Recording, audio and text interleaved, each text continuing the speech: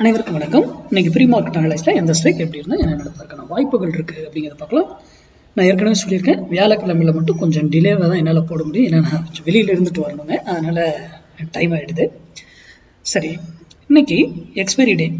நம்ம எப்பவும் சொல்றதாங்க, யார் கொடுக்கறதையும் நம்பாதீங்க, நான் கொடுக்கறதையும் சேர்த்து தான். உங்களுக்கு புரிதல், உங்கள் டெக்னிக்கல் கூட இது மேட்ச் ஆச்சுன்னா பயன்படுத்துங்க. யாரோ யூடியூப்ல பப்ளிக் டொமைன்ல சொல்றாங்கிறத என்னைக்கு நம்பி உங்க பணத்தை முதலீடு பண்ணாதீங்க. படித்து தெரிந்து கொண்டு பண்ணுங்க.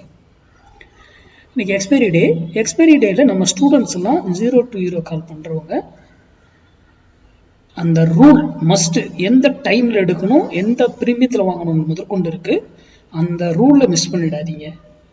எப்போ அது இன்ஸ்டண்டா என்ன ஆகும், அதுக்கப்புறம் அது இன்னும் நீங்க மல்டிபிள் ஆகிறதுக்கான வாய்ப்புகள் இருக்கா என்னங்கிறதெல்லாம் எப்போ பண்ணணுமோ அப்போ பண்ணுங்க. மொத்தமா போய் ட்ரேட்ல 0 to ஹீரோ கால்ல பண்ணிருக்காங்க. அந்த ரூல் தான் மஸ்ட், மறந்துடாதீங்க. சரி, இன்னைக்கு 25,500 புட்டு 72 ரூபீஸ்க்கு மேலே இருந்தா நிஃப்டி இறங்கும், 72 ரூபீஸ் கீழே இருந்தால் நிஃப்டி ஏறும்.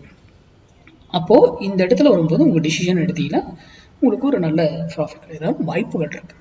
அதே இந்த 72 ரூபீஸ்க்கு மேலே இருந்தால் அது ஒரு விலையில போயிட்டு திரும்பி ஆகணும், ஒரு அப்போ ஆகணும். அதே கீழே வந்தாலும் ஒரு விலையில போயிட்டு திரும்பணும், டவுன் ஆகணும்.